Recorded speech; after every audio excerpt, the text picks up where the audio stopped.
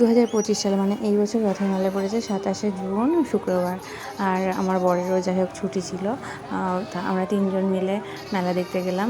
মেলা দেখতে যাওয়ার আর একটা কারণও ছিল, মানে মেলাও দেখব, আর একটা কাজও করব। সেই বলে না রথ দেখা এবং কলা বেচা, তো সেটা কি করেছি সেটা পরে বলছি।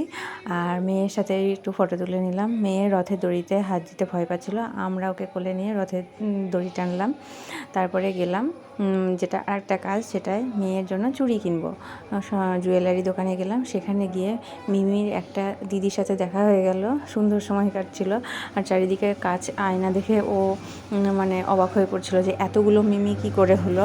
তারপরে মিমির ক্লিপগুলো শুধু খুলে যাচ্ছিলো আর ওর বাবা ঠিক করছিল। এই বাবা মেয়ের সুন্দর মুহূর্তটা আমি যে ক্যাপচার করতে পেরেছি, এটা আমার খুব ভালো লাগছে যে এরকম মানে দৃশ্য ও বড় হয়ে দেখবে। আর তারপরে আমরা ওর জন্য একটা চুড়ি নিলাম, রূপোর চুড়ি।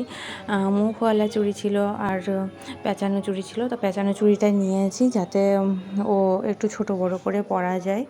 আর তারপরে আমরা মেলা দেখে মেয়ের জন্য দুটো খেলনা কিনে, ওর এক পাতা ক্লিপ কিনে নিয়ে আর রথের জনপ্রিয় খাবার পাঁপড় ভাজা খেয়ে ঘরে ফিরলাম। সন্ধ্যাটা খুব ভালো কাটলো। জয় জগন্নাথ। সবাইকে ভালো রেখো, আমাদেরকেও সুস্থ রেখো, মনস্কামনা পূর্ণ করো, সবাই ভালো থেকো।